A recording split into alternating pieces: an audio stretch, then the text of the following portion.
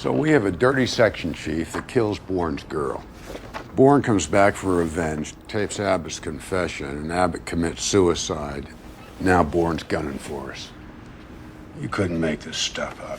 Bourne's last confirmed location was Moscow 6 weeks ago. Right. He's on the run. He's dangerous. Well, sir, with respect, I think something else could be going on here.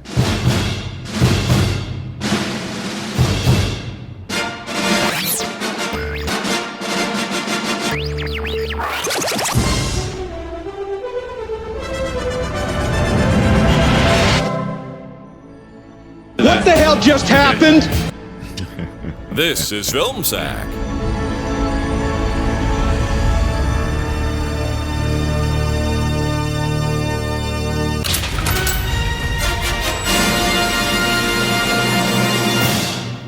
Oh, sure.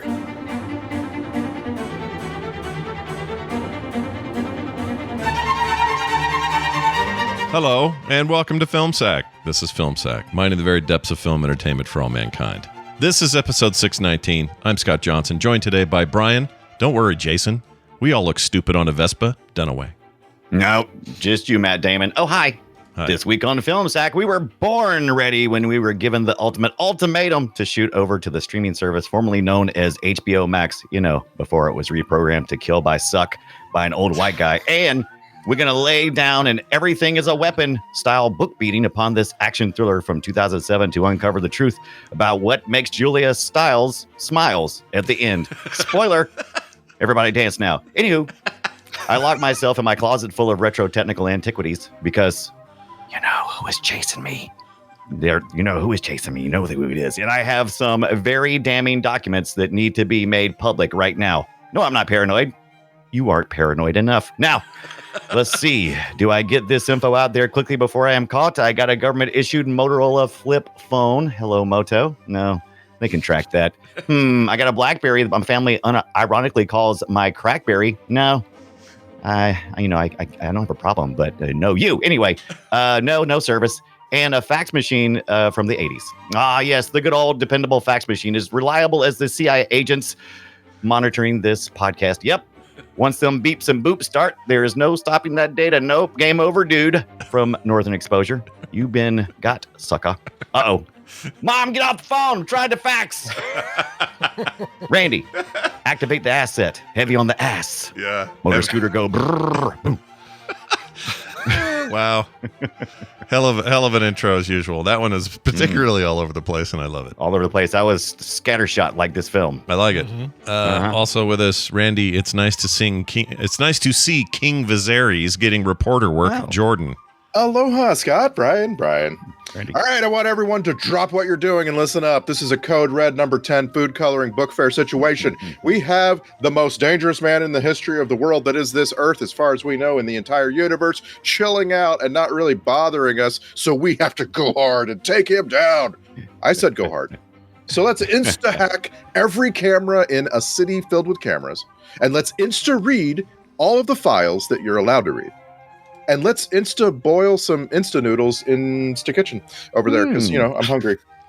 And 3 rules. Number 1, refer to everyone by their last names, except when you need to speak about some swarthy pit fighter that you employ to kill people and drives a motor scooter. That guy can only be called the asset. Number 2, convince yourself that each successive guy called the asset is actually capable of killing Superman, because if they don't, they're dead and Super Damon is coming after you. Number 3, the mysterious hero will absolutely always work with an attractive woman as soon as he gets a chance. Never in the history of agents like this, traveling across Europe and Northern Africa in cars that have the steering wheel on the right side, have any of them ever taken a buddy who was a dude. So find the girl. She'll have a pensive look on her face, and she'll say practically nothing, and she'll do practically nothing. So why is she even in the mix? I don't know. I just know I want to be that guy's buddy. Why don't I get to be the buddy? I'm gonna go have some noodles. Oh, noodles. I like it. Also with us finally, Brian. Jesus Christ, it's Brian Ibbett. Jesus Christ. Scott, put down that Oreo. I'm watching through your window. All right. This a lot of people are going to complain that this one sounds a little bit too much like Ultimatum Yourself by Madonna, but here it goes. I said, here it goes. I said, here it goes.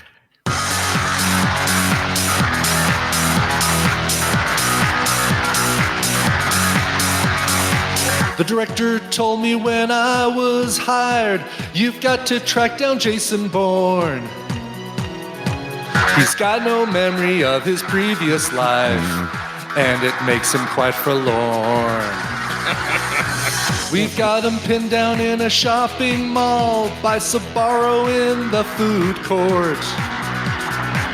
The shaky camera got us all messed up.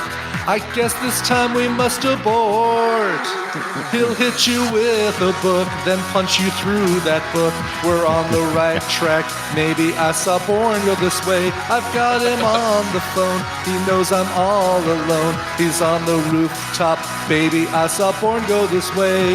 You're gonna let him get away. We won't find him another day. Maybe I saw Bourne this way. You've got to search without delay. I don't care that it's Saturday. We're on the right track. Maybe I saw Bourne go this way. Don't run away. Just tie your shoes. Go right 3 steps. Now tie your shoes. Now turn around and tie your shoes. Don't mention Blackbriar. Wait, did somebody say Blackbriar? Who said Blackbriar? Tell me who said Blackbriar. He's got an agent helping him hide out. She's giving him a secret code. That ain't his birthday, that's our main address. Now we've hit the mother load. 100 agents stationed, all well trained. In half a click we'll have our guy. He used a key card and he walked right through. There ain't no I in FBI.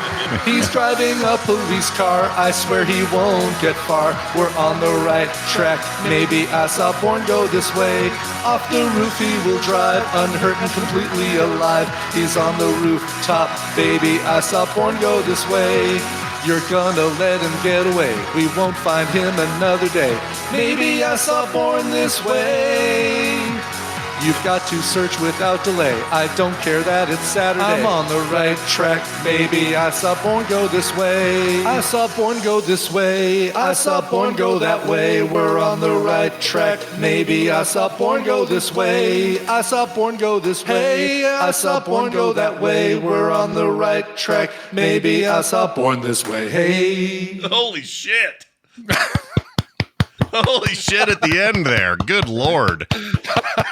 Oh my gosh. Thank you very much. I don't want to know how long that took you, because that was the last part you had to have the beast. I finished up 10 minutes before we started recording. Wow. That's Just why one more thing. One more thing. Go, yeah, exactly. It's like, I want to do the Blackbriar thing. Have that thing in the middle, and then, we got to do double vocals on this last part. Nice. And, You could have just weenered out the end, but you decided to go so freaking hard. I decided to go for it. Yeah, you went Jason Bourne level of crazy. Yeah. They won't all be 2 minutes 44 seconds long. We'll see.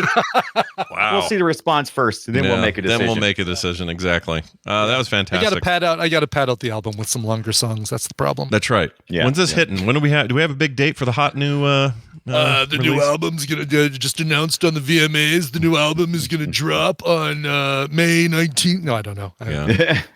I don't have any no plans. We got to give it a name too. That's the other thing. Something cool. Well, and we're going to have to let Lady Gaga know. She just needs to. She needs to know. She needs to know. Do we need to let Madonna know too? No, I think so. Okay. No. All right. Don't never let Only Madonna if you want know those anything. arms to come get you. Yeah, be careful. Those things will kill you. Yeah. Well, as you can tell, we're talking about a Bourne movie, and in particular, the Bourne Ultimatum. This is the second to last. I always think it's the last, but it's the second to last Bourne movie featuring Jason Bourne. Okay. There we go. There's the Right. We got one in between. Yeah. I was getting ready to push up my glasses. Yeah. Well, actually, Scott, what we have in between is one with him in a picture on a desk. Yeah, so there's 2 more, technically, I guess. Right.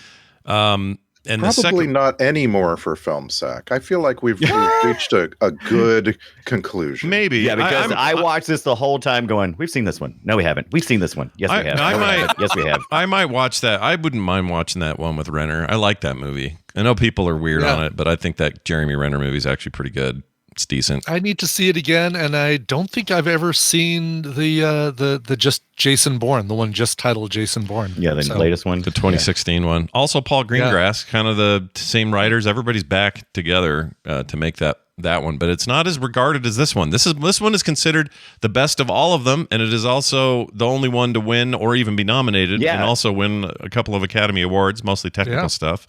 Editing was amazing in this film. If you haven't, if you just stop and go, oh wow, look at this editing. That's what this movie's about. Otherwise, it looks like the other ones. Yep, it does a lot like the other ones. And this is, I feel like it had a much tighter and real story, like a story that I could understand and follow. Yeah. You know? Yeah. Right. Well, it is also because, as the saying goes, the movie's always green grass on the other side. Oh, I see what you did. Oh, there goes one of my titles. I've been waiting for that. I know you've been waiting for a lyric. You didn't get enough lyrics out. Just waiting for a setup. You No, I didn't use that one. Didn't get enough wordplay already. Yeah, Not nearly enough. I have so many bullets in this barrel ready to fire. Yeah, gotta spend all your ammo today. Let's let Fletcher explain this movie, and it is actual Scott Fletcher. He recorded this months ago. Oh, nice.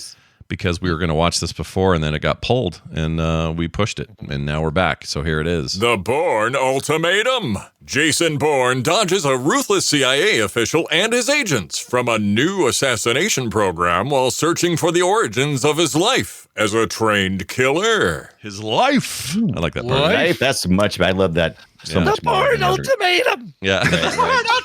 Not that I don't appreciate the other one, but that. Well, yeah, but that's the idea. You play the shitty ones, and then the idea is you're driving, you're herding Fletcher back onto his mic is the idea. That's right. That's right. Plus, you appreciate Fletcher so much more after hearing the other guy. Yeah. If you had told me before watching this movie that it's one man against one agency, right? Yeah. And so we're going to have Matt Damon, right? Yeah. And that the agency was going to have 4 different stars, like boss levels.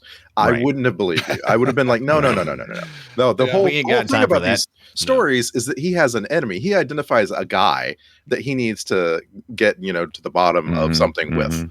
Not that Joan Allen and David Strathairn and Scott Glenn and Albert Finney would all be. Exactly. It was just like, wow, they really think that this agency could have a lot of like competing and conflicting characters here.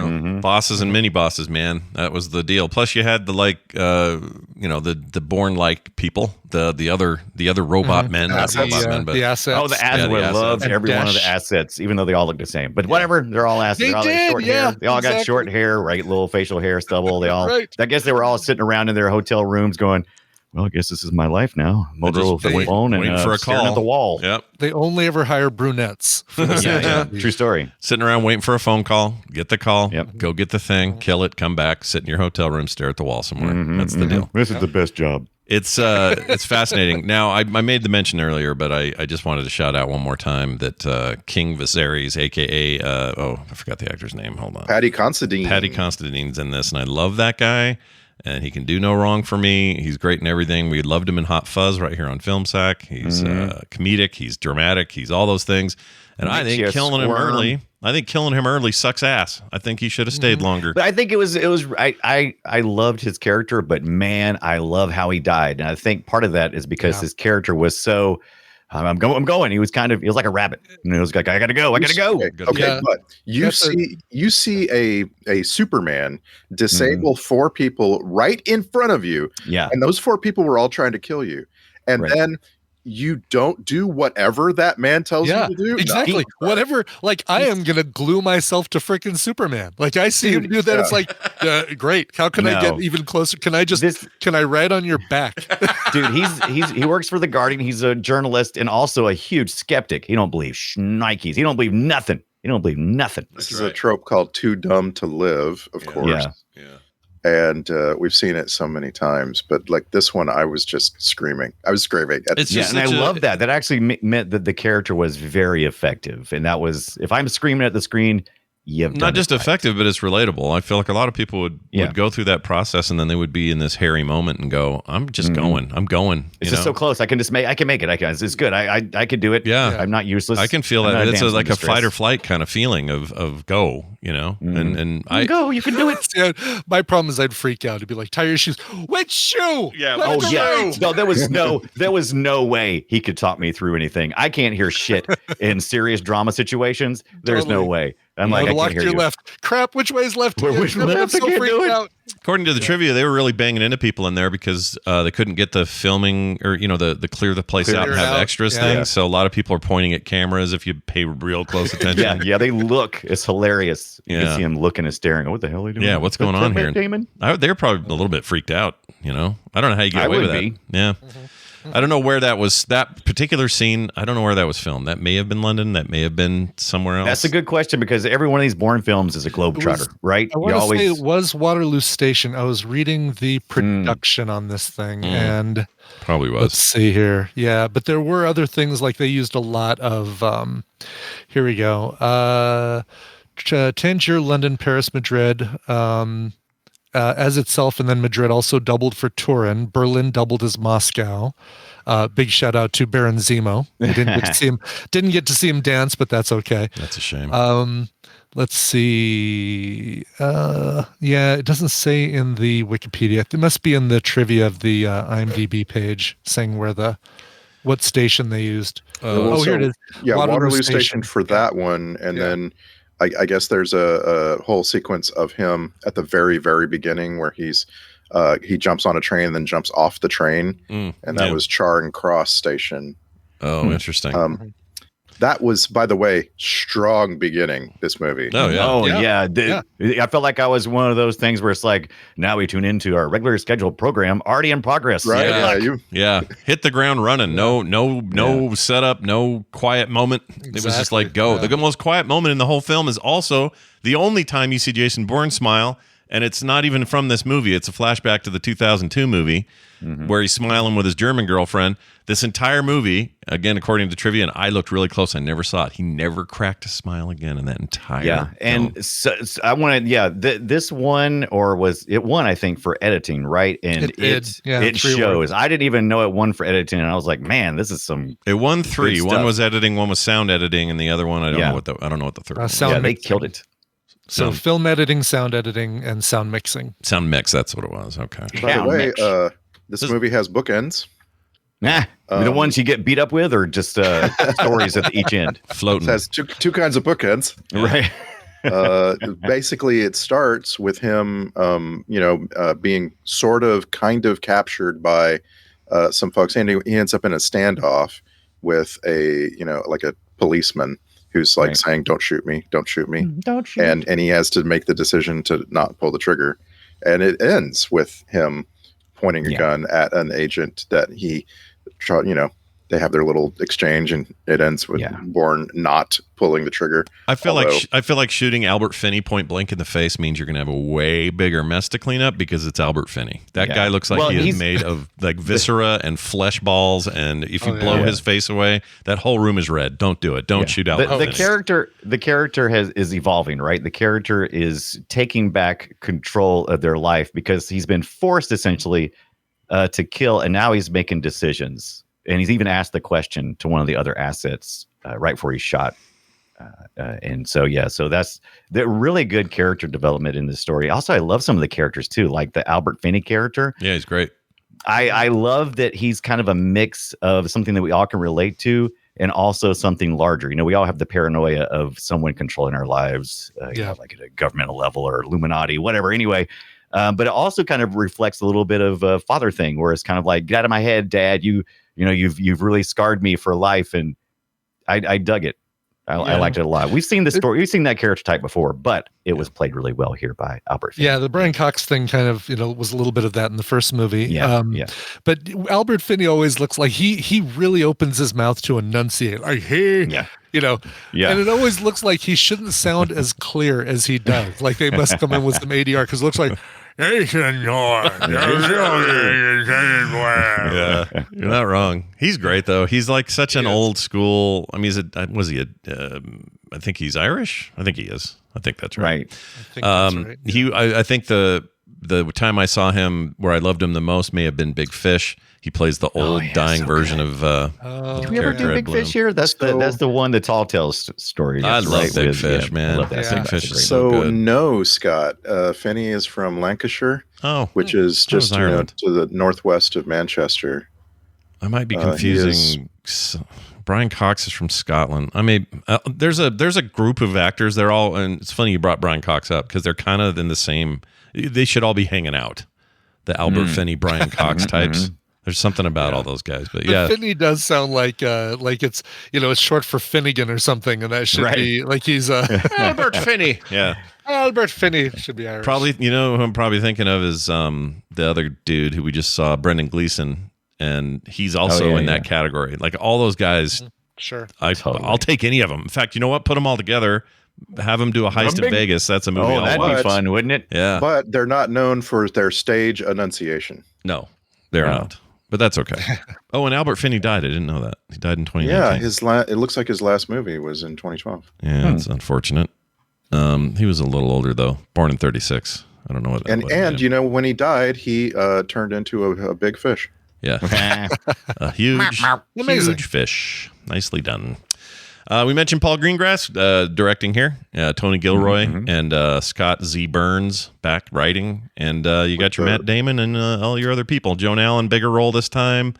I really like David Strathairn in pretty much everything ever. Yeah. But I just saw him in a bit role on The Sopranos, and he is the biggest dick in The Sopranos. He plays it so well. He is just, something about him just makes it, you just love to hate him. He's such I love that guy. He's awesome. I loved him in, what was it? Northern Exposure. He was he dead and lost? Am I getting conflated with somebody else? I don't know about Lost, but I know I just saw him in where was he Jack's dad? Who am I thinking of? He was just in a couple of seasons of The Expanse and was fantastic on there. Right. If you look at his IMDb photo, though, I have questions.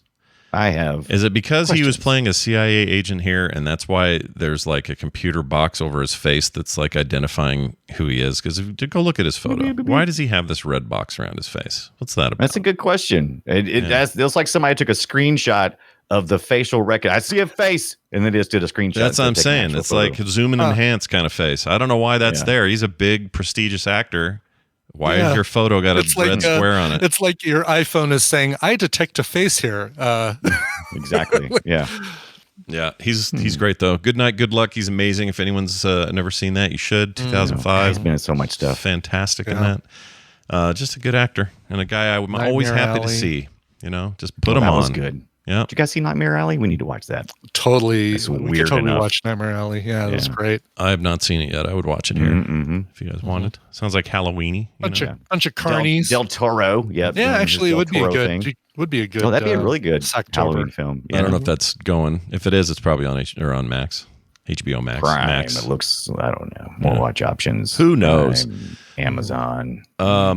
Also, Matt Damon and Scott Glenn. This is their second time to the rodeo. They were in Courage Under Fire in 1996 together. And I think our chick in the bucket today, hold on, right here. Grab a bucket. Is Scott Glenn. Okay. He's one of my favorite character actors ever, and I love that guy, and I'll watch him in anything. But he comes in here, seems like a big bad for a bit, has a final phone call, and then we're done. That's the end of Scott Glenn. We don't talk about him anymore. No one brings him up anymore. We show everyone else getting arrested. Yeah, not Ezra Kramer. No, he's above the law. I guess so. He's sidelined by the script, right? It specifically takes him out of like New York altogether. Yeah. And that way you have a person who knows a lot and has some authority, but doesn't get involved in all of the nonsense at the end of the movie, who you can then count on to be part of like the prosecution of these people who are wrong. And because this movie ends with everybody is now in trouble. Like even what's her name? Joan Allen's character, like big trouble, huge trouble, right? Because she's basically committed treason here. And by faxing stuff. Right. So by having Scott Glenn's character sort of off to the side, you have a person who can. He's like the horror survivor, right? He'll be back next time. I have not read the books. According to what I had read, the Bourne Ultimatum movie is not related to the Bourne Ultimatum book.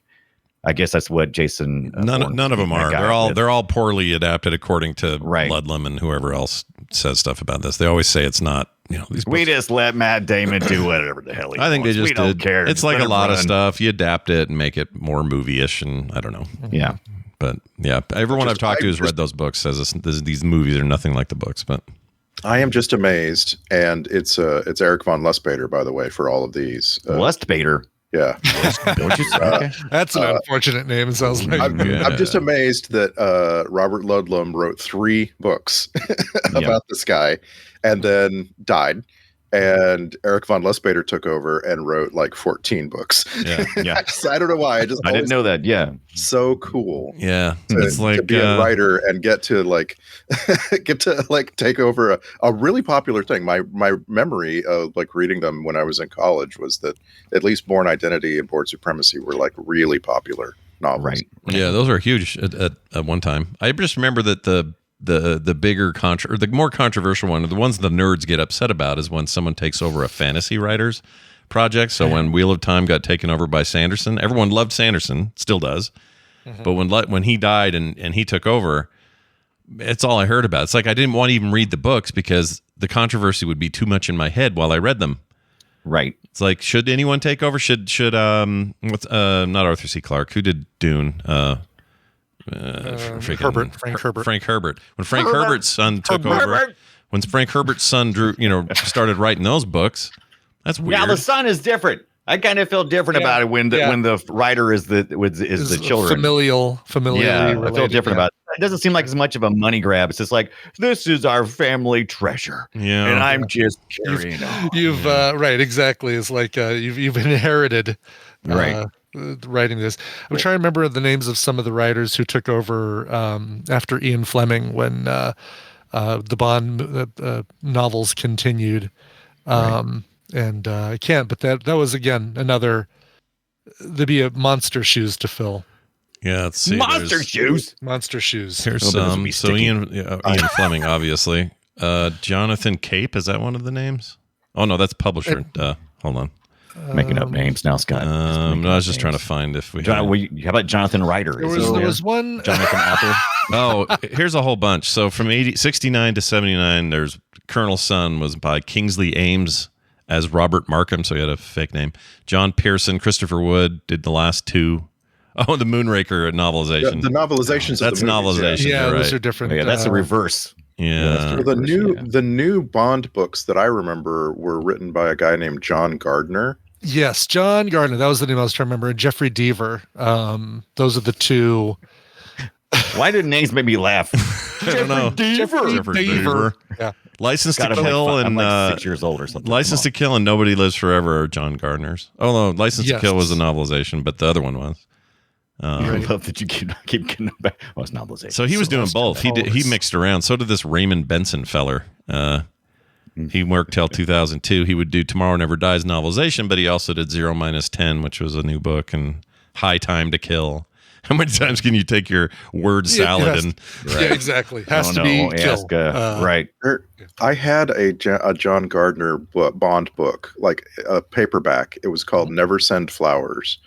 And I carried that thing around, so I never finished it. Well, about to say, so you don't know why you never send flowers then?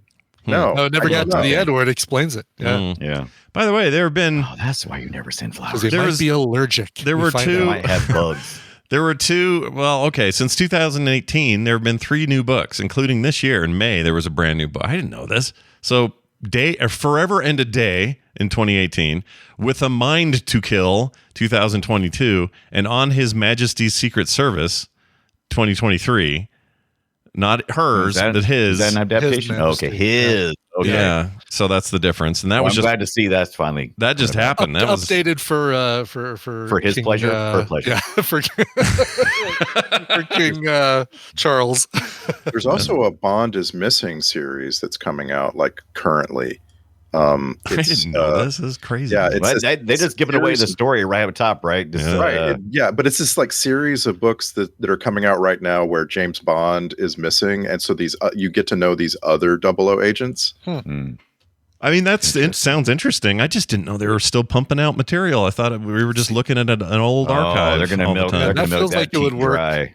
It feels like it would work a lot better than the Inspector Clouseau is missing. Let's do a movie with Ted Wass where he searches for Inspector Clouseau. Yeah. I'm just saying, if it was my estate, if my grandpa had written a towering series of novels back in the day, I would be grasping for any money I could get. Yeah, I would be out here like, who wants to write new books based on my grandpa's work? I've got a lifestyle to upkeep. I've got a yacht to pay for. Come on. Well, I don't even know if I'd hold auditions. I just say, you can write one, I'll publish it. Back to the Bourne Ultimatum. It strikes me that I absolutely just randomly ran into this chart, but this one is like smack in the middle of your movies, of your franchise, but way, way, way out front in terms of accolades, score, audience approval, and all of that. I think that's kind of unusual. I'm trying to think of another. Let's say another 3 being like this that doesn't usually happen. If it's the last one, sure. Like King, Return of the King is considered by many anyway to be the best of the Lord of the Rings films. So I can see that, but the fact that there was like a weird fourth thing, and then there was technically a fifth one. Well, I guess that just made it fifth. But anyway, just. If you take that entire run and say, "Oh, the third one is the best one," that just feels crazy. I don't know. Maybe it's Empire Strikes Back. I don't know. I really feel like I heard that a lot after the third John Wick movie. So I think it's not uncommon. Interesting. Because and I think the third Ocean's movie, I think, is the best of the three. Yeah, I think since we're out of the temptation to make 3D movies match with the titles, the Bourne 3D Ultimatum, we saw that. This time it's personal. Didn't a lot of people think the third Indiana Jones movie was the best at the time? At the time, I know people who still do. I think still people do. Yeah, some people love that. Do I love Raiders of the Lost Ark because of the nostalgia aspect or because it's a better movie than 3? It's hard to say. Because I would put it above 3, but I don't know why, because I love the Sean We can all agree that Temple of Doom was different. It just hit different. It hit different, but I think it's a far better movie than people... It's not the crap people give it. Yeah. And then just to make the counterpoint, I want to state, we can all agree, Iron Man 3 sucks. Which one is that? Is that with all the Iron Mans? That is the one with the glowy, what is Extremis? And I go 1, 3, 2 on that. Yeah, I would too. Interesting. Yeah, I think 2 is the worst by far. I think 2 is terrible. But I just always need to justify what's his name, the wrestler, Mickey Rourke. Mickey Rourke. I need to justify Mickey Rourke. I like Mickey Rourke, and I don't. I'm all about justifying Whiplash him. stuff was great, and the what's his face, Sam Rockwell stuff is great, but I think 2 is an inferior movie compared to. By the way, I just want to try to observe. I think the reason we're not talking so much about the details of the Bourne Ultimatum is because they don't really matter. No, we've already seen this movie 3 times. I mean, Julia Stiles shows up, somebody's after him, but he's after them instead. It's the same. It's funny because I think that even though it feels like it is more of the same, right? Bourne Ultimatum just feels like more of the same. For whatever reason, it feels like it's done better. Somebody in chat said that they thought that there was less shaky cam. I didn't see that. It still felt like the same amount of shaky cam to me as the very beginning of the movie. It was shaky, and I'm like, okay, I gotta prepare my eyes. Well, the green grass shake, which is a very specific kind of shaky cam, that started in the film prior to this one. The Bourne Supremacy, but he wasn't there for the first one. That was Doug Liman, I think was the name. Yeah. So different kind of shaky cam, but Bourne Supremacy was definitely shakier than this by my shaky memory. I could be wrong. Okay, I need to do a little movie clip watch or something just to compare the two. I think the quiet moments are way better than any of the rest of them. I mean, there are moments when they just take a pause and it's just perfect. Well, and I think that it's better because you get answers like this. The questions that have been asked throughout the whole series, you get a lot of answers in this one, and the whole David Webb thing, and him signing up sort of, voluntarily. Don't we? I mean, they're definitely leaving it open there because at the end of every one of these movies, he thinks he has a memory that he's remembered it completely. Obviously being manipulated here. The person who probably shot, I can't remember. Was it really not him killing him? there's going to be something that's revealed later on, I'm sure, or was intended to be revealed later on that he didn't actually commit to it. I could be wrong. You've read the books, Randy. Is that more on par with the character Jason Bourne, or do you remember? I mean, I feel like the movie really tracks closely to the character. The character, right? Okay. It's just for a movie, you don't get to like demonstrate what people are thinking so much. Right. So you have to just like have them chase each other around on rooftops because that's what happens in a movie, you know? Sure. Paul Greengrass known for this style though too, right? Like that's his deal. He even in something like Captain Phillips, that camera always moving. That thing is moving. Oh yeah. And I don't think he knows how else to do it. So, and that's perfect for a movie that's about someone who's on the run. Yeah, no. It really is. Yeah. You want to feel like you're also on the run. That thing with the cop car, to this day, I can't believe that stunt. That is just unbelievably cool. So I think that was the other award this thing got for was some of the stunts. The stunts were freaking off the chain. Yeah. So good. Him jumping in Morocco between buildings through that window is still like such an amazing shot. Yeah. And you get it over and over. Like I said to my kid, you get ready for this jump. And then they show so many jumps that he got bored and kind of tuned out before they got to the big one where the camera follows him. Yeah. And I realized, because you're making an action scene. You don't make it only have one stunt. Yeah, you got a lot more stunts than one to do. But even like fight choreography was really tight. And God, I love the fight choreography. It was some of the best. Yeah, I felt really. I would. Are any of us like opposed? I'm not opposed to shaky cam as a way of conveying intenseness. I think it's fine. Doesn't bother me. Maybe on a huge screen, like in a theater up close or whatever, it'd be annoying. Now, when it's done poorly, it's shit. But that's anything that's done poorly. But I think if it's done with a deft hand like I think it's done here. Yeah, I enjoyed it. Yeah, Greengrass has got the edge, man. He's got the shade. How much caffeine do you think he drinks? You think he holds the camera? Is it him or you think it's his cameraman? It's really just espresso shake, right? He's basically espresso for everyone. Yeah, we're gonna get this thing made. By the way, there's no X. It's espresso. Espresso. We're doing the espresso. We're all doing it. Changed it again. Put a new thing on it. I like it. Espresso. Okay. Well, that's espresso. I feel like it's a little closer. We're getting the espresso. The espresso will be here in 5 minutes. I just think he's always smiling, this director, although this shot I just gave you guys is not smiling, but he just seems like someone cool to work with. And he likes important topics. His United 93 movie still. Oh my gosh, it's so good. The topic's hard to deal with, but the movie. Yeah, it took me forever to watch it because I just was like, I don't think I can do it. It took me like 5-6 years to watch it, but it finally did, and I really liked it. I still haven't seen News of the World or 22 July.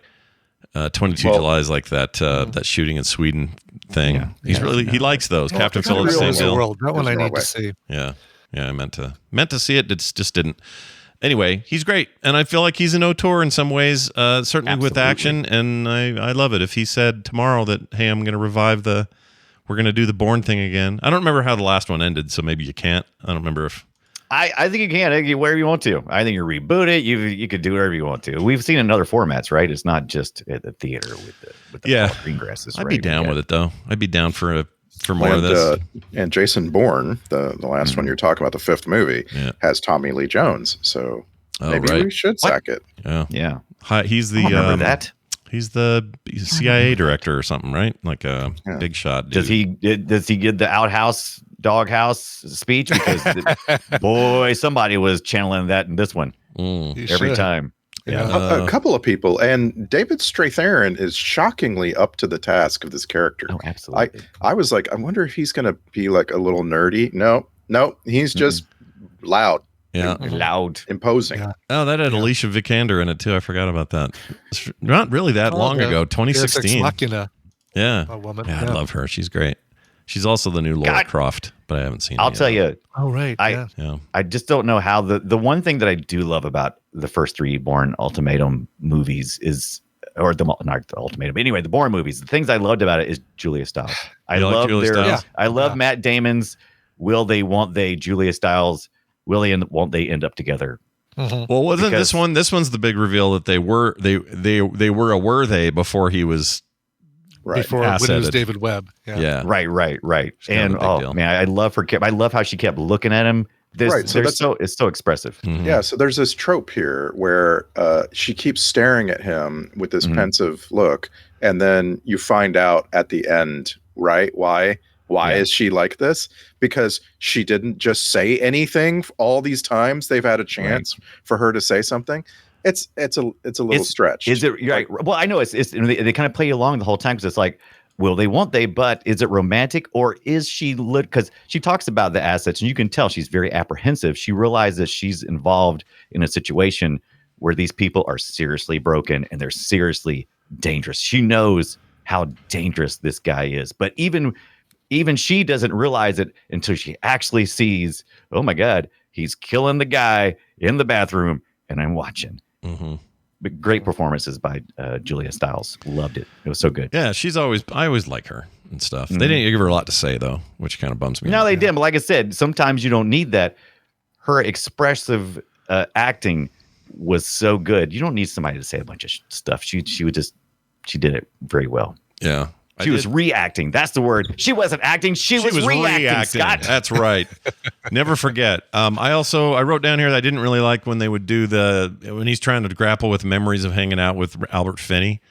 I hate that weird choppy slow-mo thing. Yeah. Bad memory cam. Yeah. It reminded me as a viewer that there's something going on that they're never going to explain, and that is, how do you take away a person's memories and give them training that they're never going to explain it. Yeah, they're not going to even try. You're right. It's almost better that they don't though, because then I don't have to. I never really have to think about it too much because they haven't shown their cards. And they wave their hands a lot. It's like there was a lot of waterboarding and dunking and some electricity that you could hear. There was, trust us, we brainwashed this guy real good. Don't worry. Yeah. He's not smart now. No, he's not smart, but he's fast. Oh, he's super fast. Yeah. I was saying over and over, this guy has leveled up his cardio to max level. Like of all the things that Jason Bourne could be, he is a superior athlete first and foremost. Yes. Oh yeah. In every conceivable way. It's less about finesse in the fight itself, but more about the parkour getting out of there or in there. Like that's where. And they also made him the one too. I thought that was interesting. I was like, I don't know how I feel about that. You were the first. I'm like, oh, okay, so that means he's the one, right? He's the proto. So everybody else is just proto copies. asset. Yeah, right. Yeah. He's proto ass. Yeah. It's he's like 46 or 5 or something in this shot I just put in from the last film. Freaking Matt Damon would get ripped for this role. Jeez. Yeah, he could do good. And then he'd go on to do something where he was kind of pudgy and weird, and then he would shrinking or not shrinking, whatever it was called, where downsizing. Yeah. I don't know. I have respect for that. Didn't Charlize Theron finally say that she wasn't going to subject her body to any more of that bullshit? I hadn't heard. I hadn't heard. Or was, I respect actors who finally get that point. It's like, no, bump this crap. Yeah, I'm not going to get all fat and skinny depending on your needs. I'm just going to hire me for my acting. Done. Mm-hmm. Done. That was stated by the reader from Titanic, Kate Winslet. Kate Winslet. Kate Winslet, who said she was never ever again gonna. Christian Bale is dangerous when he does that, as well as Charlize Theron. They both seem super dangerous with that type of body. I don't think he can do it anymore without actually harming himself. Because when you get to a certain age, your metabolism's gonna kick your ass. Kick your ass. You walk out. Metabolism. You walk away with those things with weird stuff like heart conditions and stuff that just from massive weight loss alone. Permanent damage. Yeah. Mm-hmm. Yeah. I had a doctor tell me that they had a perfectly healthy patient who went crazy and tried to lose 1 pound a day for 30 days.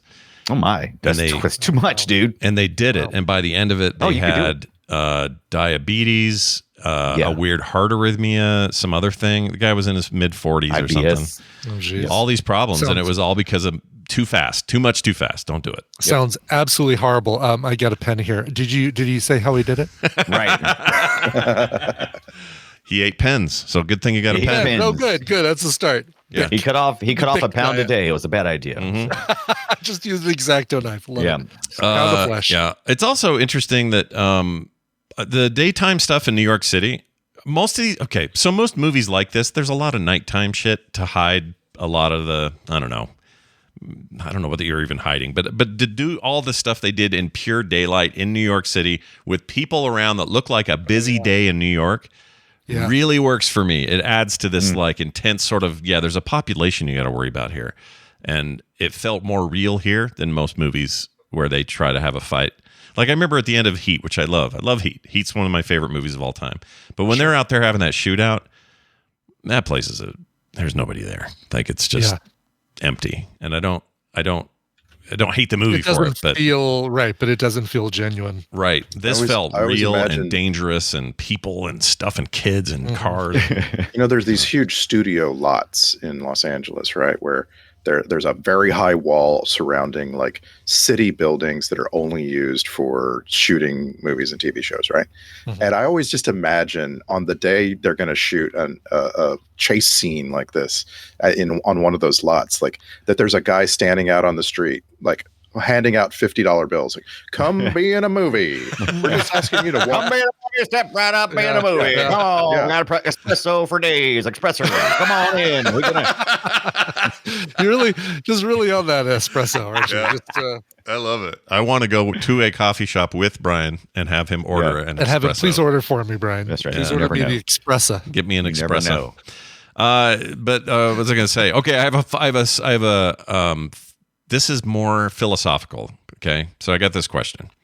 All right. The point of these movies is, we shouldn't have, we've gone too far, we've played God, we've made these super soldiers, but what have we, to what detriment? We have to stop something that we've made unstoppable. Right, this is a mistake. Like that's the big banner here, is that this was a mistake. Well, don't these movies actually prove that it worked? because he is so unstoppable and so formidable and survivable. The super soldier program you're all thinking is wrong, it actually freaking worked. I mean, it may have all these knock-on horrible effects, but at the end of the day, it worked, except for a guy who lowered his gun. I guess he kind of screwed up. It all comes down to the major faux pas is that you think you can control something that you've unleashed, right? All of this is the atomic bomb. You think you can control it. No, once you've put it out there, it's out there. Yeah, genie out of the bottle kind of deal, right? Yeah. You made a dinosaur. You thought you could keep them in cages. Guess what? They just ate you. Yeah, that's right. Yeah. But you could see the value in it. Like I could understand why you could get rubbed or drug into being a government and going, we're gonna sign off on this because this is going to be a way to never lose. Our special ops teams will never ever fail.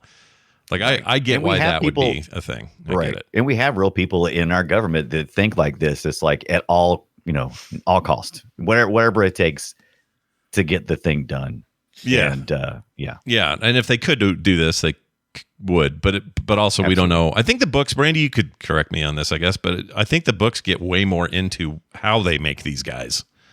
Don't they? I don't. I mean, like, so yeah, I vaguely remember this big long sequence about Jason Bourne in the process, right? Because he was told he had to kill another man, and when he didn't kill the other, this is all depicted in this movie, right? And that's the thing. Like, I'm like, it's because I just watched this movie and they depicted it right with the guy with the bag over his head, and we're gonna torture you until you kill him.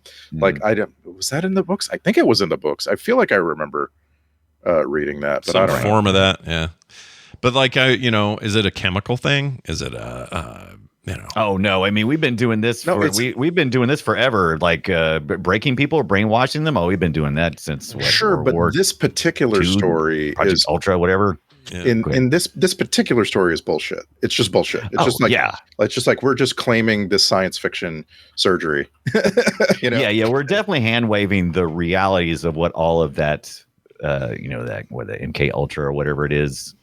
Kind of idea. So it's definitely more for the movie. They make it seem because like the reality is probably kind of boring and exactly right. It has to be played up because it's in reality. It seems like they're saying, okay, hey David, we're calling you Jason now. Come through this door, and you'll never remember anything after this is done. And you've agreed to it, so come on in. And then and then the movie says, "We're not showing you that shit. Forget it." Yeah, so you would be repulsed. We're here to entertain. How about we have Damon beat a guy up with a book? That'd be badass. Let's do that. I love when he smashes his foot. Yeah. Yeah, what a great weapon. You never think of a book as a good weapon, but No, it's the ultimate weapon. This is making a statement. This movie's making a statement.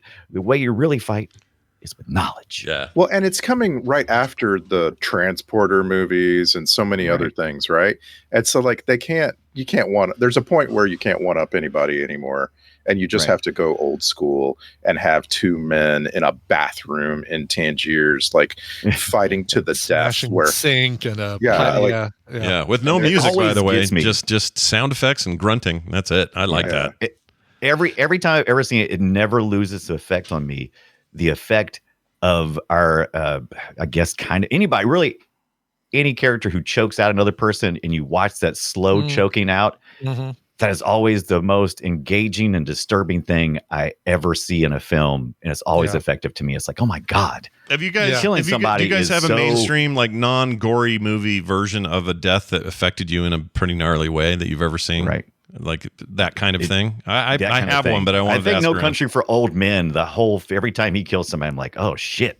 Yeah, that was pretty serious good. So shit personal. There. That was pretty good.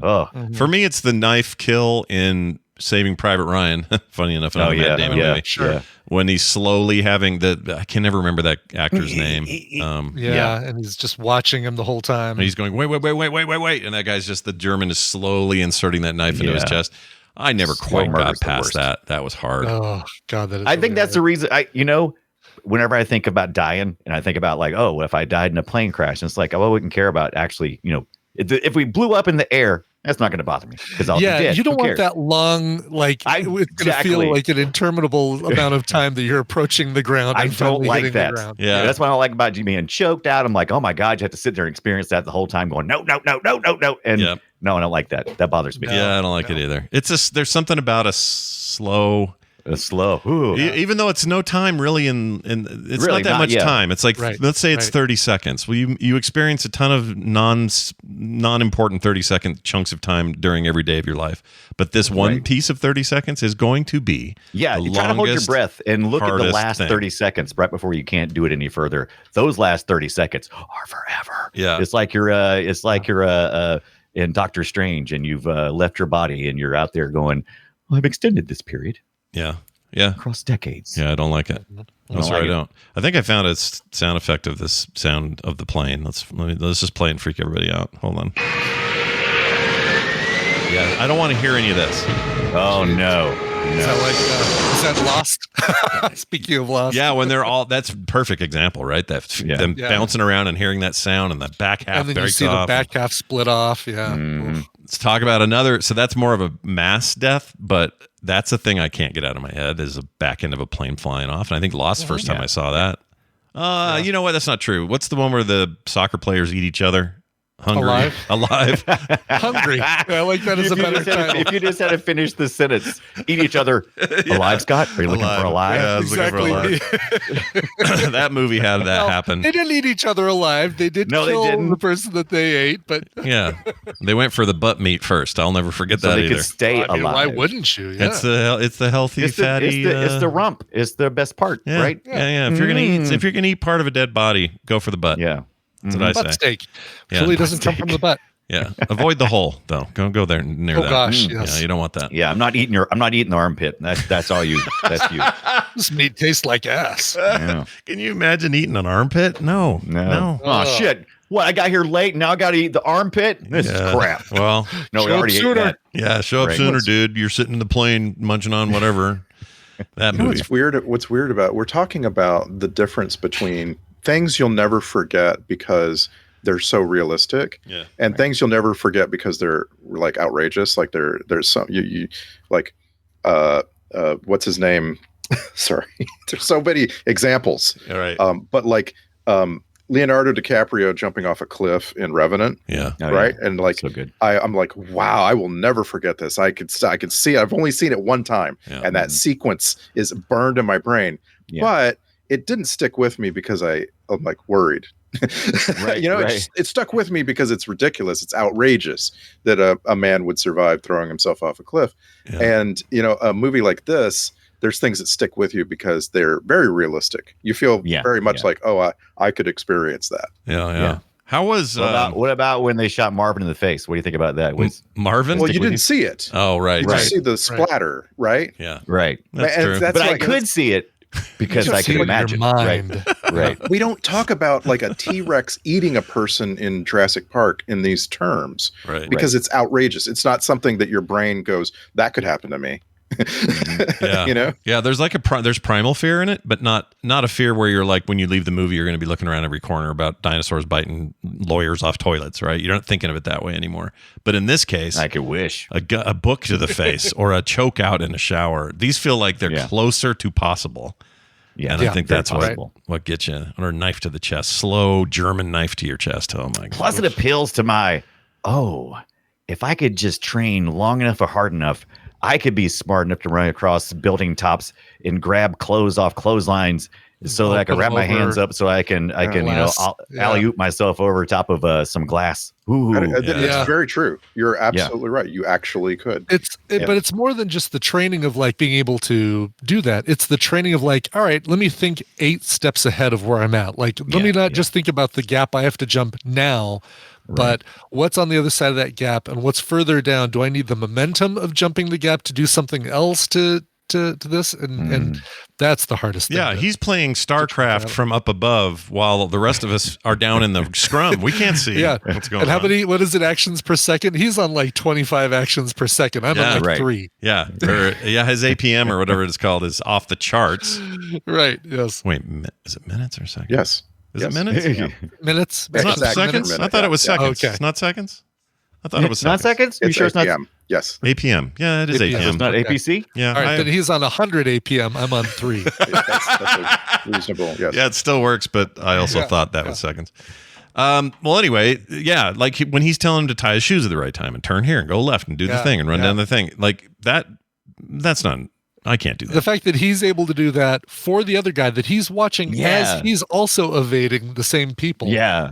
Again, that's when it gets to the next level. Yeah. You always think about, or I always think about video games and like the games where you have to use your analog joystick to give your team commands. Yeah. While you're also attacking. It's like, imagine if you had to, exactly. So it's basically an escort quest with you actually having to give verbal commands. Oh my God, that would be. Yeah. It'd be brutal. It'd be almost not worth it, Yeah. Forget it. I quit. Yeah, I'm out. But yeah, I did, as an overall, I think this movie's very good for what it is, especially for what it is. Because in a way, it's almost like, hey, what if we took all the shit we've already kind of done and we just sort of do it again?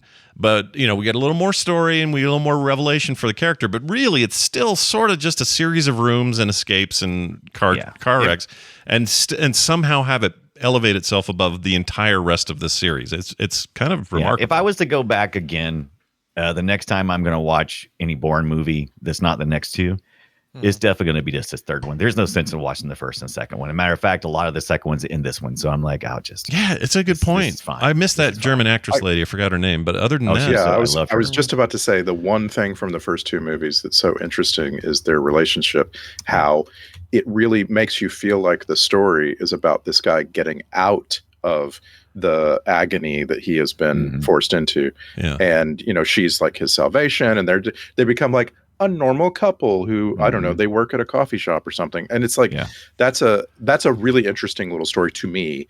And I would miss that if they sum it up real quick. And even they even visit the brother who was a chick in the bucket to me. Cause I was like, oh, I actually recognize this actor. He's definitely going to come back and be pissed because Jason let his sister die. No, he just appeared. Yeah. Do we have a favorite Jason Bourne, or not Jason Bourne? Sorry, Matt Damon movie for everybody. Does everyone have one that jumps out? Like I'm partial to The Martian and a few others. I was going to say The Martian. Yeah, I feel like again, the Ocean series. I think he's a great. He's your your everyman that kind of comes into it, even though he's just like an expert thief, pocket picker. What's the term that I'm looking for? Pocket picker, expressor, pickpocket. I guess I could just put the words in the opposite order and have the word I'm thinking of. I like pocket picker's fun to say though. Pickpocket. I like it. I'm a pocket picker. I like it. But like that's his basic thing that he brings to it. But he also comes into the group without knowing anybody. He's brought in, and that's kind of like your everyman. He's the representation of the audience in the Ocean series. I really like that. Yeah, he's great. And yeah, The Martian. Sure. Yeah, I mean, as far as like main role, I think Martian's really strong. I thought that Elysium movie was cool. That's maybe my favorite character he plays, I think. Yeah. I may have to say that with the Bourne series. Yeah, they're pretty great. Now, if it's favorite character, I got to go with 30 Rock because Liz I just Lemon watched that one. Liz Lemon has a string of bad boyfriends, and he's the only good one, or the only like reasonably average one. And he's a pilot. He's a pilot named Carol, and he's so perfect in that show. Like they couldn't have cast it better. Yeah, and it ends so well too. I love it. His character in Interstellar too is just like Stellar. Interstellar.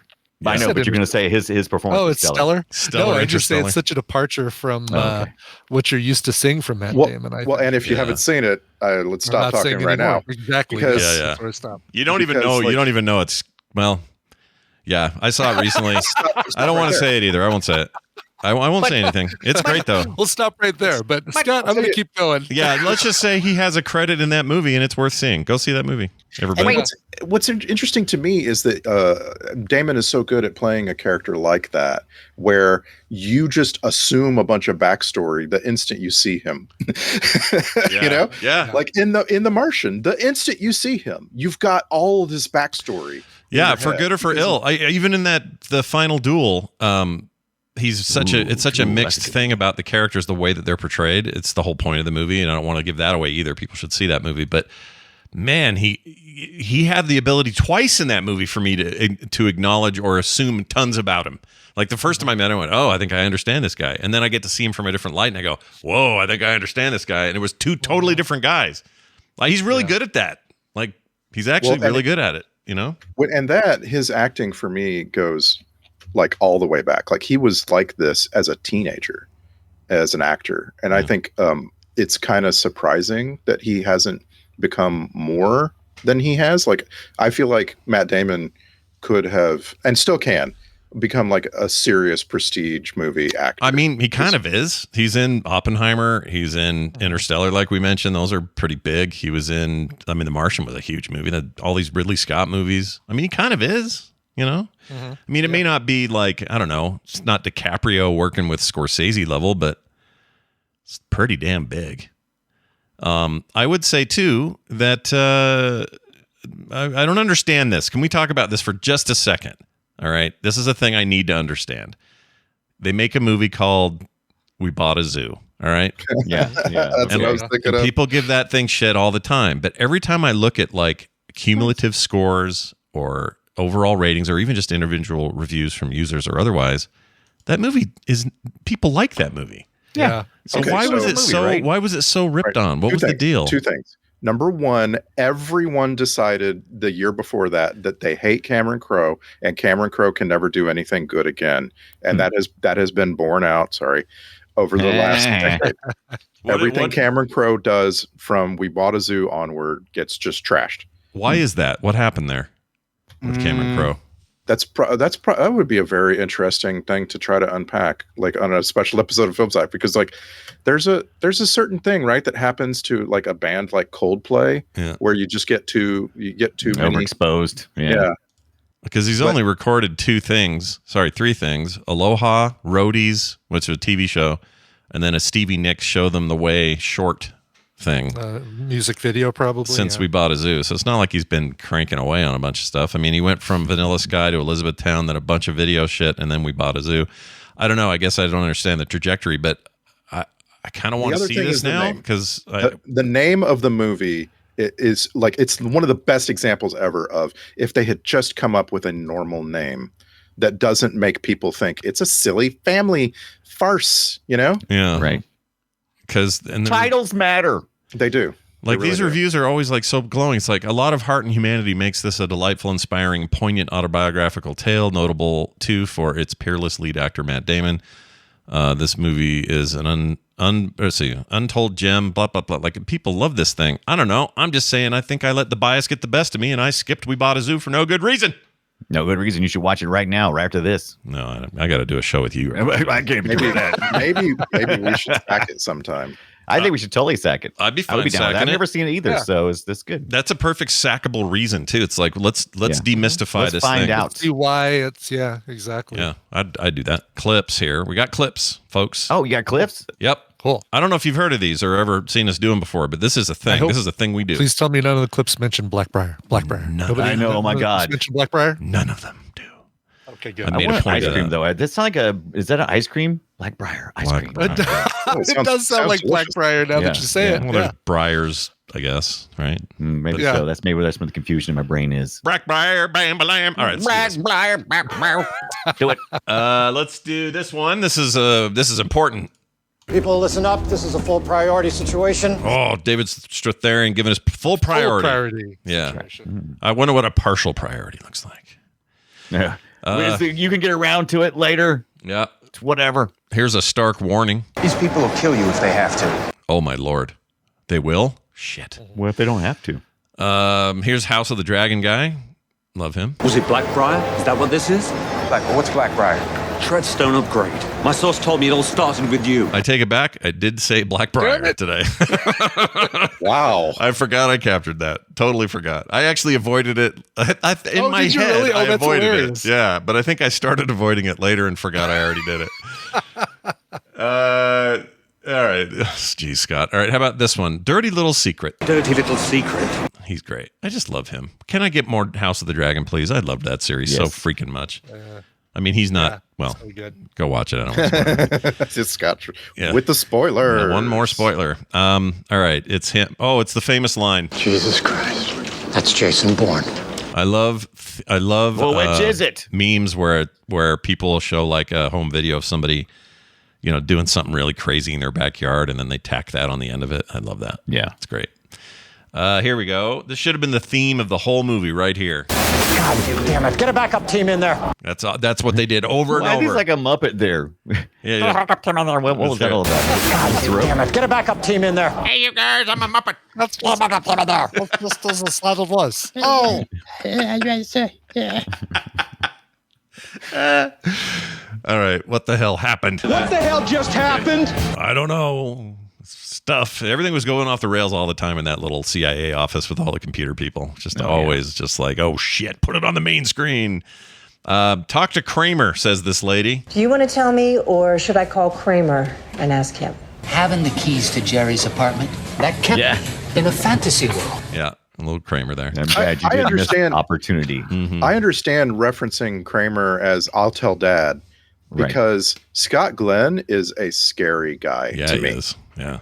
I just like like when if he's the heavy, I'm afeared. Yeah. Fired. He is the dude who, when people always say, who are your run-ins with celebrities?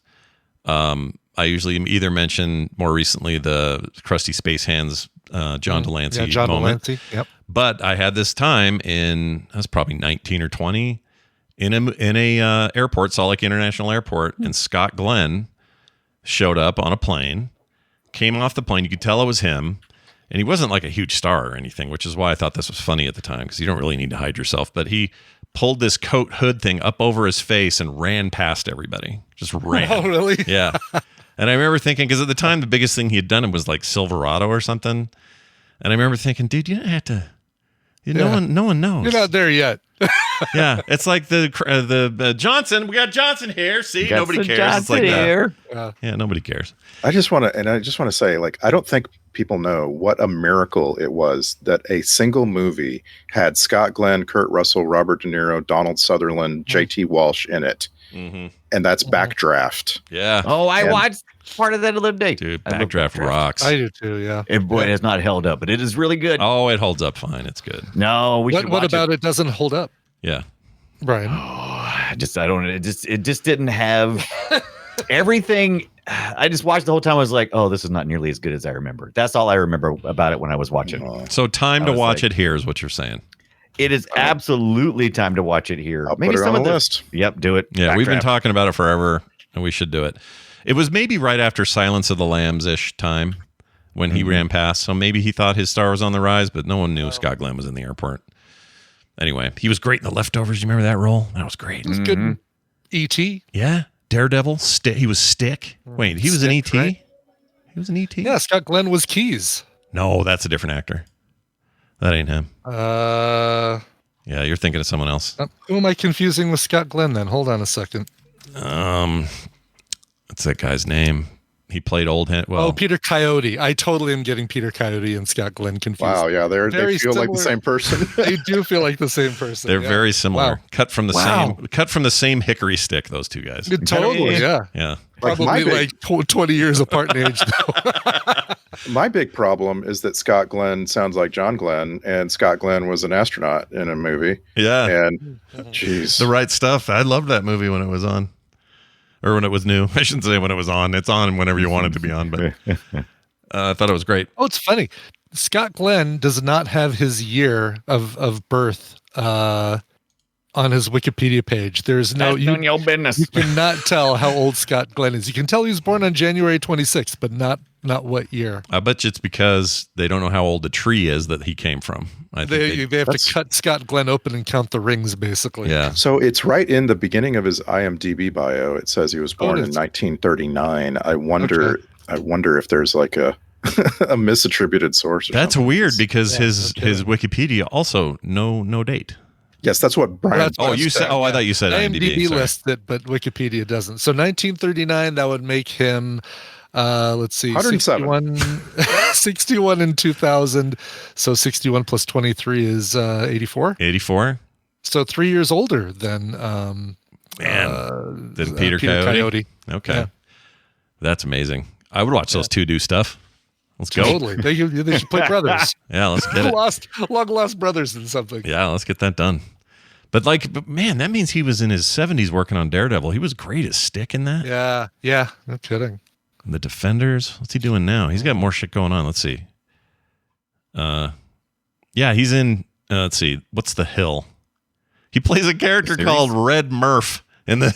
I was going to say The Hill sounds Red like a Murph. political drama, doesn't it? Oh, here it is. No, I The Hill thought it is sounded like something on WB or something. It's a 2023 American biographical sports drama film based on player Ricky Hill overcoming a physical handicap in order to end up being a legendary major league scout.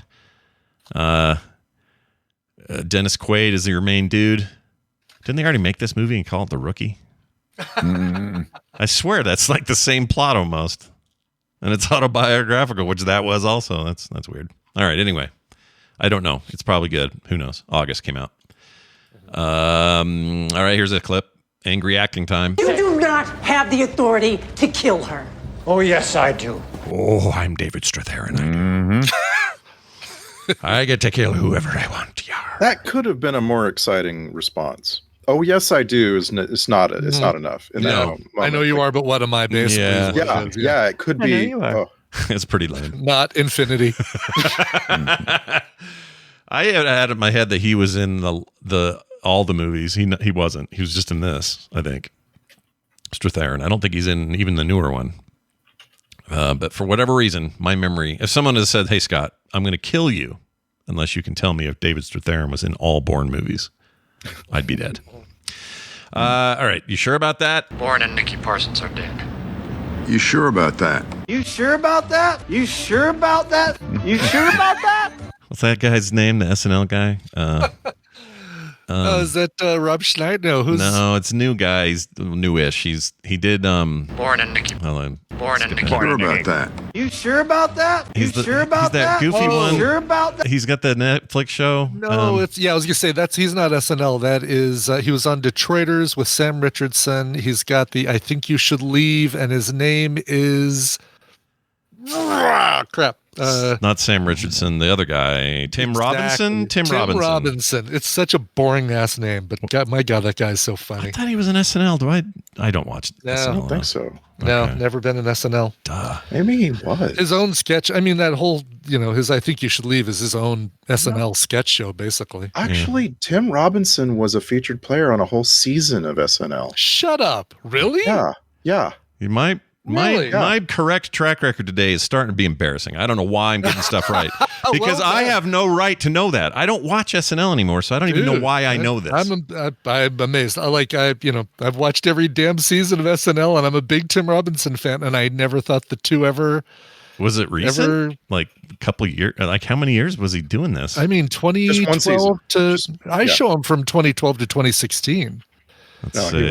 He was on one season of SNL as a featured player, so he wasn't like 2013. But if you go to his Wikipedia page, he's listed as SNL, various characters, 68 episodes, and a writer from 2012 to 2016. That's definitely more than a season.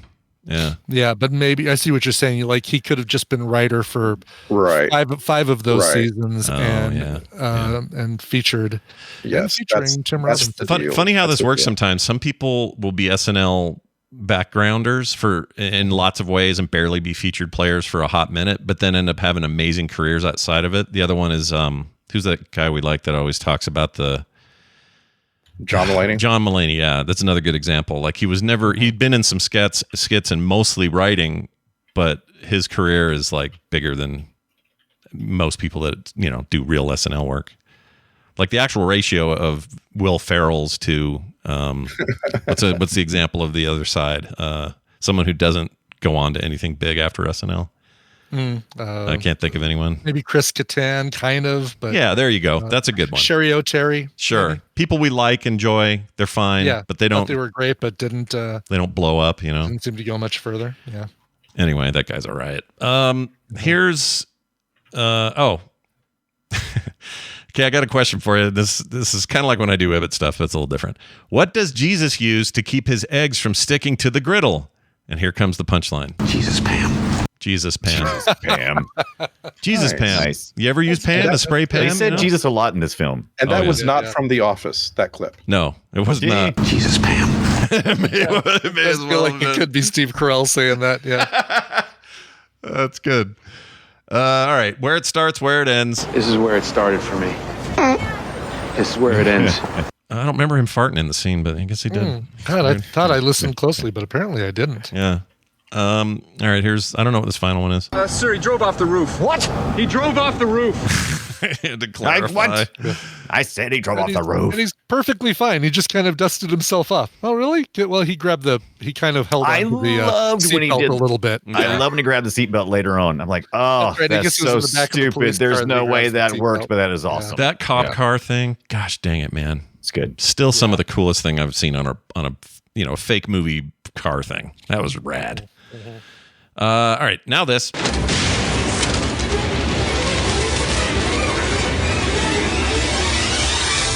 It's time for the Film Sack checklist. Starting this movie, hitting the ground running like really hard and never stopped. Check. He was born for this. Check. I really went deep for that one.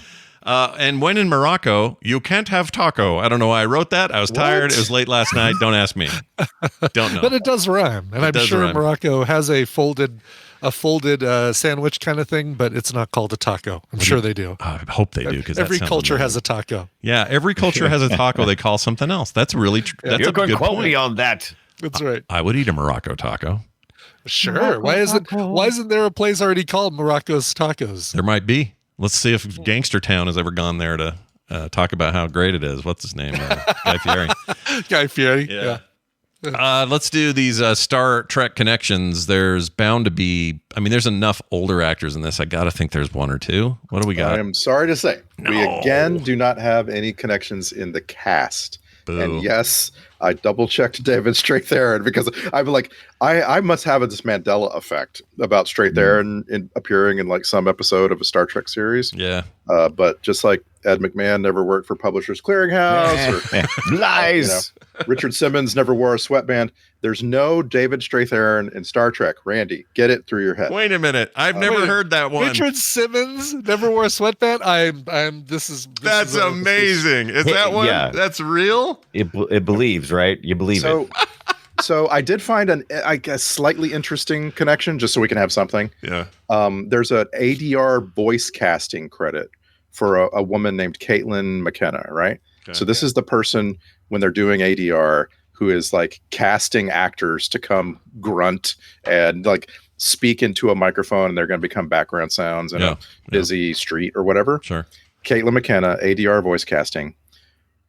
In the Star Trek reboot, at the beginning, there's a ship called the USS Kelvin, right? Yeah. And the first officer is George Kirk.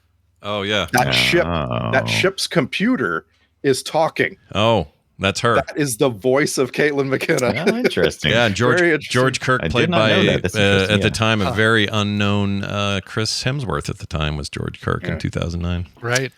I remember at the time going, "Who's this guy?" Now I know. Now I know too much about him. He's handsome. He should play Thor. There is a Star Trek connection for you. Very nice. That's a good one. I'll take it. Soundtrack grade. I'm going to give it an L for like the last one. It's basically the same soundtrack. It's fine. It's good. It's intense. Ends with that nice Moby song. Yeah. It's two times they've used that, I think, right? I think. Yeah. First movie and then this was a remix of the first one. Yep. I follow Moby on TikTok, and he's always making a little song out of nothing. So it's always Moby going, "Hey guys, I know you can barely see me because all the veganism just about killed me and I'm really thin." But then he really is paper thin. It's weird. But anyways, like, okay, I'm going to take this sound and I go in the microphone and then go, okay, now we're going to put a thing and a beat and stuff. That's a hit right there. It's actually really great. Like, it's amazing. Oh, yeah. It's his whole thing, I guess, but it's really good. All right, social post. This is where you guys sum up this shit. That's actually quality movie, this good fine film, in 280 characters or less. And I think as the rules state on subsection 3, part B, Randy has to begin. So Randy, go. The Bourne Ultimatum. He's jumping in your windows. He's killing your assets dead. He's trying to find out his past, but you are one big doo-doo head. You could have just let him retire. You should have shredded all Blackbriar. You're lucky if you aren't soon dead. You really are a doo-doo head. Oh, wow. That needs to be a children's book, really. Right. Yeah. I'll illustrate it. Can we? Yeah, I was gonna say, can we get that illustrated and published? Let's do it. Let's publish it with the same the album. The people who are doing the album, we'll have them do the publishing, and we got this. We're good. Hey, Dunaway, give us your read thing. Hey, Johnson, the Bourne Ultimatum. Ultimatums? I don't do ultimatums. Fine. You said I would be saving American lives, but you never mentioned I would be doing it with a fax machine. Hashtag off the grid. Hashtag fax noises. Hashtag Julia style staring contest. Go. Yeah, it's a hard one. She can stare like nobody's business. Hey, Brian Ibbett, it's your turn. The Bourne Ultimatum. I guess the David Webb Ultimatum just doesn't have the same ring to it. Oh. We're going to the program. Nice. I like it. The David. How'd you inflect that on the in the Twitter post and text? How do you? I show a picture of Albert Finney and some garbagey impact font text directly underneath him. Yeah, perfect. He's the best part of. You memified it. What was that? Was that Julia Roberts thing? It was a big, huge, famous movie. She won an Oscar for it. Aaron Brockovich. Yes. No. Aaron Brockovich. Aaron Brockovich. Yeah. He's amazing. He's the best thing in that movie. Just putting that out there. I forgot he was in that. Yeah. That's surprising. Best thing in the movie. Yeah. Who? I think he's a lawyer that helps her get her case going, I think is the deal. And Aaron Eckhart, also amazing. He's the weird stoner neighbor guy. He's great. Oh, yeah. That movie's better. Whatever happened to Aaron Eckhart? That guy. He's still around. He's got stuff. Yeah. He's not as big. I feel like he maybe peaked with the Batman Two-Face thing. He gets to do the Two Faces. Now. Yeah. It's a great honor to graduate to the indie film world. That's right. I've made my money. Now I can sit back I'm and down do with the that. films I want to make. I always support artists who get the hell out of Hollywood and still have an awesome career and enjoy themselves. Yeah, he has a movie called Ambush this year. He's got 4 things in development. And it's so hard to get roles after you burned off half your face. So yeah, it really is. It's all putty over there on that side now, and you can tell. He has to get all shots. All the shots are on the left side. He's in some show called Pantheon that people like. It's an animated thing. Okay. Yeah, Paul, he's doing voice work. I like Paul Dano, Aaron Eckhart. C+. Yeah, I want to see that new Paul Dano GameSpot stock movie. Oh yes, right. That looks great. Kind of the Big Short of that of the video game or the GameStop thing. Yeah. I find myself excited about movies like that when I hear they're being made about a thing. I guess Dope Sick sort of fits, but like you said, Big Short. What's another one? I can't think of another one. I didn't mean to audibly make a noise. I went and I was doing a Google search on Aaron Eckhart, and there was a trailer that just released like 2 weeks ago, and I was like, "Oh, muzzle. Okay, that sounds neat. Okay, let's just take a quick look at the little trailer there." And I laughed at like it's 5 seconds in. I didn't really. Is it? Yeah, I didn't. That's too bad. He's a Utah boy too. I didn't say it was bad. I just wasn't expecting it. It was a turn that I wasn't expecting.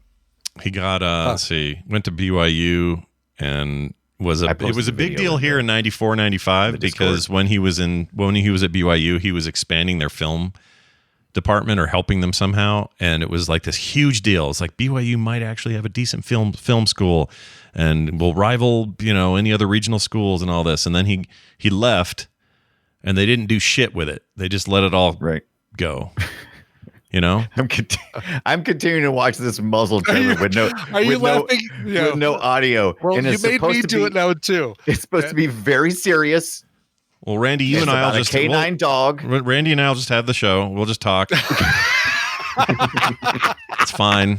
It's all fine. I feel like as Brian Dunaway made that noise, I felt like, well, I need to see what Brian Dunaway made that noise. I don't blame you. What's this called again? Was it the dog with the silver tooth? Is what made you make that noise? Oh God, yes. It's okay. So the story is LAPD K9 officer. So he lost a dog, right, in the line of duty. It's very serious stuff, but for some reason, with no audio and just the shots they're using, I'm like, oh my God, it's gonna be great. I can't wait to cry at this film. I like their poster, but it feels like, what's the movie that was just it's a dog dies movie ago? Well, no, what was the movie where it was an army dog and this guy has to get it across country? Channing Tatum, and the dog is angry, but they find a common ground and they love each other by the end. And I don't know, I've never heard of that. This is what that looks like. Well, I will admit I'm a guilty pleasure person on these kind of movies, but I fully admit I want you to know it's going to be really hard to win an award playing in these kind of movies. I want you to know, Brian Ibbett, there is a movie called Army Dog. It is. I don't think it's the one you were just talking about, but there is a movie called Army Dog, and it is exactly what you think it is. Oh, really? Well, Dog is the one from 2022 that I was thinking. Is it double G dog or just dog? Nope, just single D dog. Snoop double O Duke is what it is. It's Channing Tatum and a dog, and they fall in love as they drive across the country. And then he did love story. Lost City and Bullet Train same year. Wow. That's really great. All right. Now I'm back. Okay. I haven't seen a dog movie since like that Dog's Purpose. See, those movies will ruin you for dog because like I'm not watching another dog movie after frickin' Marley and Me. Yeah. Oh yeah. You fooled me once. You're not getting me again, buddy. Oh, there's your dog. Your movie stars a dog. Well, enjoy it because you can have my seat. This Line of Duty thing has a Giancarlo Esposito in it, but he'll do anything for $1. That guy, he's just working. Yeah. But he does everything really well. Yeah, and he's great. I still stand by the fact that if you have not seen Kaleidoscope on Netflix, it was it had the gimmick that you could watch the episodes in any order because the way the story was told, it worked in any order. That the gimmick is unnecessary. It's ridiculous. But you've got Giancarlo Esposito, Rufus Sewell, Jay Courtney. It's such a great cast, and it's a really cool heist story that didn't need a stupid gimmick to make it work. The only gimmick I need is Rufus Sewell and something. I love him. Yeah, and Giancarlo Esposito. I mean, it's 8 episodes of watching Giancarlo eat up the screen, and he's fantastic. I will give that one a look because I never did. Please do put that back on your list. It's unfortunately it doesn't have a great. It doesn't have a great. Like it's got a 50% on Rotten Tomatoes. I enjoyed it a lot more than that. Yeah. And I think it's because people were railing about the gimmick. Well, 50% of the people agreed with you, so they agreed that it was good, and then 50% of the people said doesn't quite cut the mustard. Yeah, exactly. See, you're such a Rotten Tomato half full. I'm half a cup of tomato juice is what I am. Mm-hmm. Let me play this just because he came up in the conversation. Smoke weed every day. There you go. That's all I'm going to do. Just because I conjured the spirit of D-O-O-G. Yeah. D-O-double-G. Yeah. Well done. I like that. We should ask a question with every Film Sack movie. We should ask who in this movie is the one that smokes weed every day. I have an answer. All right. Julia Stiles is my answer. Yes, thank you. Really? Julia Stiles, when you see her in this movie, she has just put the joint down like out of frame. Yeah. She just had it in her mouth and she's holding it in. Yeah. She's holding the drag in. She's fun to. Is it Instagram she's on? She has her. She has kids. And she's always posting stuff about that stuff, and she's interesting. Yeah, but it says the a character. staring contest is really just her trying to remember her next line. Yeah, yeah, because that does that to your brain. I'm going to give it to Strathairn, the character he's playing, because he goes in the bathroom and does it while nobody's looking. I promise you, he's in there weeding it up. I just know it. He's a bit excitable to be smoking every day for me.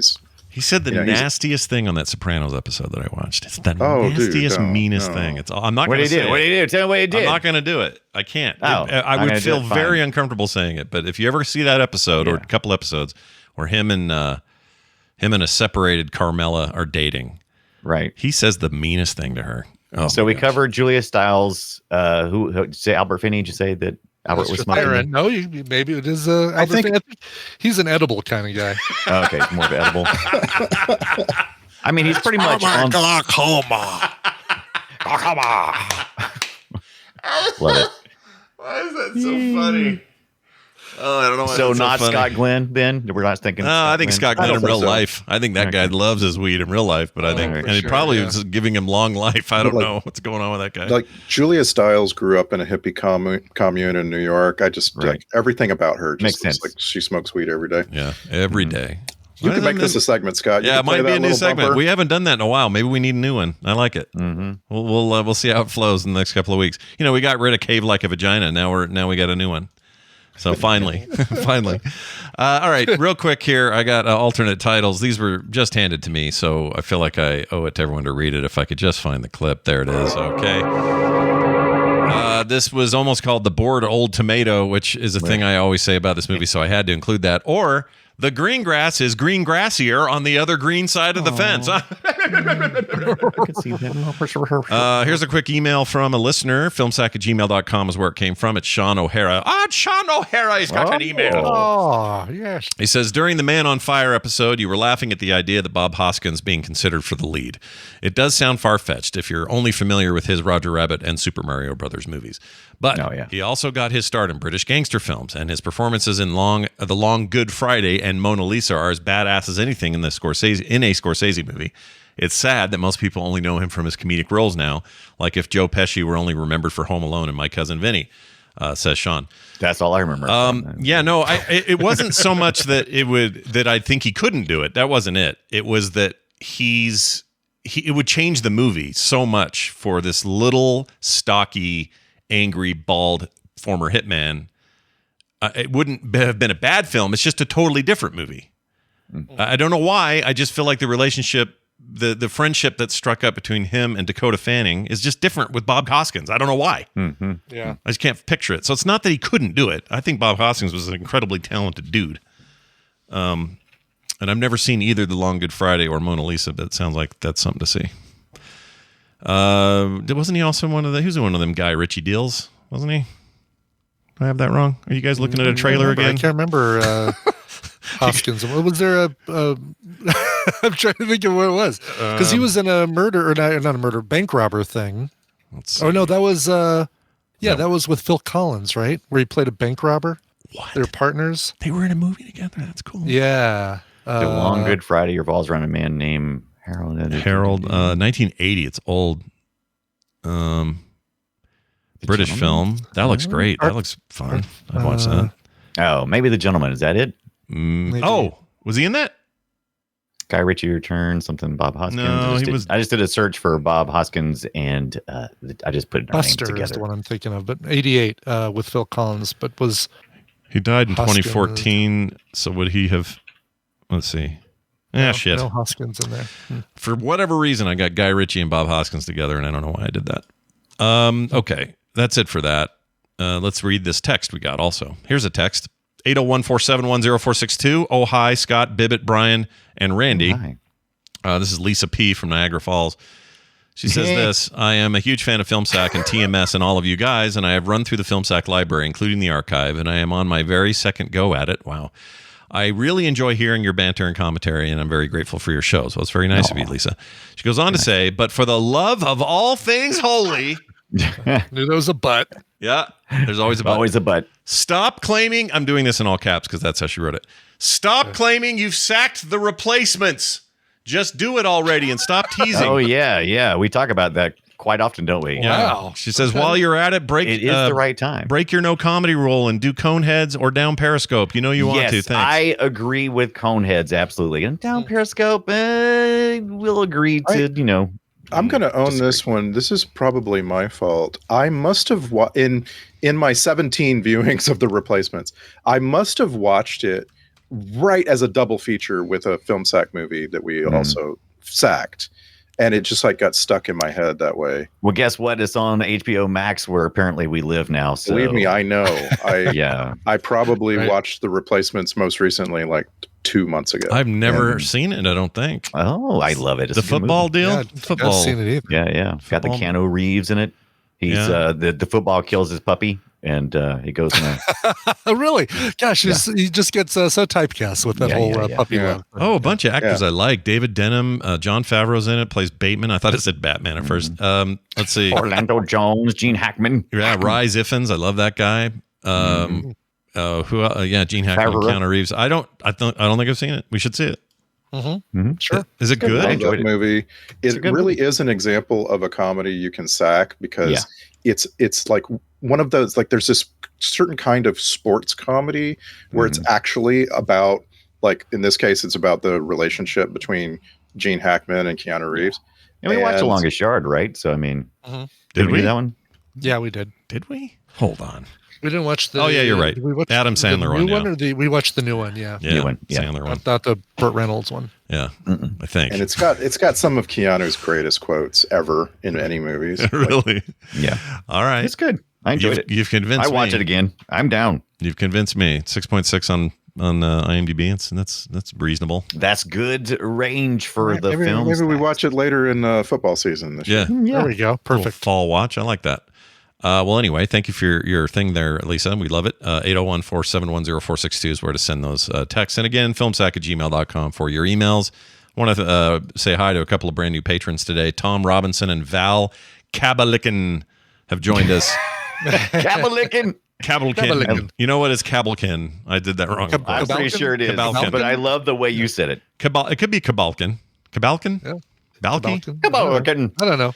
Perfect Strangers? What? All right. Anyway. We can't see the words you're reading. He's Larry. It's Cousin Larry, everybody. They joined up. You should too. Patreon.com/filmsack. I don't remember who our next host special is. Oh, it's Dunaway, right? Aren't you coming up with something? Me. I'm trying to work on it this weekend. That's my plan. That's what I'm doing. All right.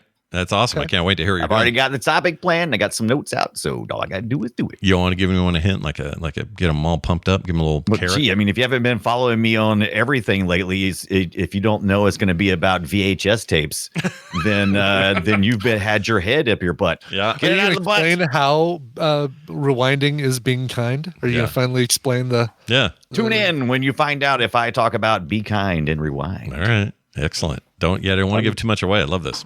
Anyway, I'm really excited to be doing the bonus episode next month. This little Sacktober bonus. Oh, you're lucky. Halloween's a perfect month. Yes, yes, it is. And I have a very interesting topic. So nice. Well, watch for that coming up, patrons. And if you're not a patron, think of what you're missing. You're not getting this cool art in the mail that's like movie related. You're not getting these bonus shows. There's so much cool stuff. Pre-show every week. All that stuff. Go check it out. Patreon.com/FilmSack. Next week, we're watching Bull Durham. Oh. Yeah. That's a Bull Durham. Let's get some Kevin Costner on. I don't think we've done that since like Waterworld, maybe. I don't remember the last time we had Costner. Yeah. I have the VHS of that. Mm-hmm. I have seen this movie, but it's been so long that I have no idea. I love Bull Durham. And we are eventually going to do The Postman, right? Oh, hell yes. One of these years, we're going to do like a special double feature in a single movie. Because it's like it really is like almost 4 hours long, that movie. It's so good. Yeah. But Bull Durham's great. Here's the funny irony. Today we had Scott Glenn. Next week we have some Kevin Costner. In the wonderful Western Silverado, they were brothers in that movie. And Kevin Costner was the dumb brother always getting in trouble, and Scott Glenn had to break him out all the time. Anyway, so we'll do that. We'll continue the grand tradition of moving from brother to brother with Bull Durham next week, starring Kevin Costner, Susan Sarandon, and Tim Robbins, in a movie that at the time I remember people gushed over. So we'll see if it's... This is on HBO Max, like the last one, and for the rest of like all of October, we're on HBO Max. So you can just subscribe to that one service, and we're going to stay there for a while. Yeah, feels like it's the place for our movies right now. Netflix, what's your problem? All right. That's going to do it for us. Filmsack.com is our website. Links to everything are there, and we'd love it if you left us reviews wherever you get your shows. That's going to do it for us, for me, for Brian, and for Randy. He drove off the roof. We'll see you next time.